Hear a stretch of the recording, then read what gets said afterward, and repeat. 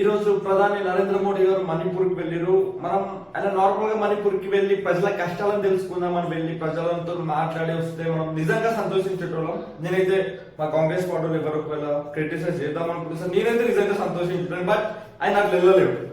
ఆయన వెళ్ళేటప్పుడు అక్కడ ఒక విపరీతమైన సెక్యూరిటీ పెట్టి కొంతమంది సెలెక్టెడ్ పీపుల్ మాత్రమే మీటింగ్ రప్పించుకొని ఏదైతే నార్మల్ ప్రజలు ఉన్నారో వాళ్ళందరినీ ఇంట్లో బందీ చేసేసి వాళ్ళు రాకుండా అడ్డుకొని వాళ్ళకు బారికేడ్లు పెట్టి వాళ్ళ ప్రాబ్లం చెప్పుకుందాం, మోడీ గారిని చూద్దాం, మోడీ గారిని కలుద్దాం అని వాళ్ళు వస్తే వాళ్ళను అరెస్ట్ చేసుకుంటా, వాళ్ళ పైన లాటరీ చార్జ్ చేసుకుంటా, వాళ్ళను ఒక ఎంతగా హింసించాలో అంతగా హింసించి ఆయన మీటింగ్ ఈరోజు చేసుకొని వస్తే ఖచ్చితంగా ప్రశ్నించాలి. బేసిక్ గా నరేంద్ర మోడీజీ మీరు గుర్తుంచుకోవాల్సిన విషయం ఏంటంటే మణిపూర్ గొడవలు స్టార్ట్ అయినప్పటి నుంచి మీరు 46 కంట్రీస్ తిరిగిరు. మీరు లాస్ట్ టైం మణిపూర్ వెళ్ళింది ఎప్పుడో ఎలక్షన్ 2022 అనుకుంటా.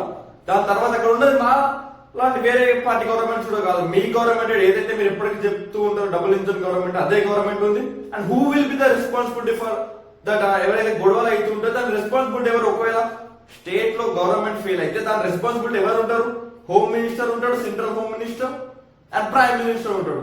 ఒక స్టేట్ గవర్నమెంట్ చక్కగా చూసుకోకపోయినా వాళ్ళ కర్తవ్యాలను కార్యం నిర్వహించకపోయినా దానికి పూర్తి రెస్పాన్సిబిలిటీ తీసుకోవాల్సిన అవసరం కూడా ఖచ్చితంగా సెంట్రల్ గవర్నమెంట్ పైనే ఉంటది. కానీ మీరు అది చేయకుండా ఈరోజు ఏదైతే మీ అమ్మ పైన ఎవడో ఒక సామాన్య కార్యకర్త ఏదైతే అన్నారని మీరు దొంగ ఏడుపులు ఏదైతే మీరు ఏడ్చిరో అదే ఏడుపులు మీరు ఒక భారత మాత స్త్రీ పైన, భారత మాత బిడ్డ పైన బట్టలు ఇప్పి రోడ్ల పైన నడిపించినప్పుడు మీరు ఎందుకు ఏడవలేకపోయారో, అప్పుడు దానిపైన మీరు ఎందుకు ఖండించలేకపోయారో, అప్పుడు దానిపైన మీరు ఎందుకు మాట్లాడలేకపోయారో ఇప్పుడు మీరు ఖచ్చితంగా సమాధానం చెప్పాలి. ఈ రోజు ఇప్పటికి కూడా అక్కడ వైలెన్స్ కంటిన్యూ అవుతుంది. ఇప్పటికి కూడా మీరు అక్కడ ప్రెసిడెంట్ రూల్ పెట్టి ఇప్పటికి కూడా ప్రజలను చిత్రహింసలు పెడుతున్నారు అనేది 200% నిజం. దీన్ని ఖచ్చితంగా వీళ్ళ పాపం అమిత్ షాకి నరేంద్ర మోడీ ఖచ్చితంగా దొరుకుతాయి. ఎందుకంటే వారిద్దరే రెస్పాన్సిబుల్. అక్కడ స్టేట్ గవర్నమెంట్ ఫెయిల్ అయినప్పుడు ఎవరు ఉంటారు రెస్పాన్సిబిలిటీ? స్టేట్ పోలీస్ ఫోర్స్ లేనప్పుడు ఎవరు? సెంట్రల్ హోమ్ మినిస్టర్ కదా.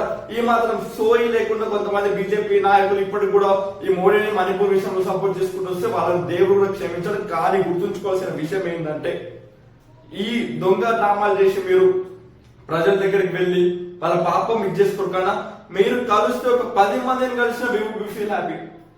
కానీ మీరు ఎవరిని కలవలేరు. అక్కడ ఉన్న ప్రజలు మీరు వెళ్ళడం వల్ల వాళ్ళకి ఇంకా ఈరోజు ఇబ్బందులు కలిగినాయి.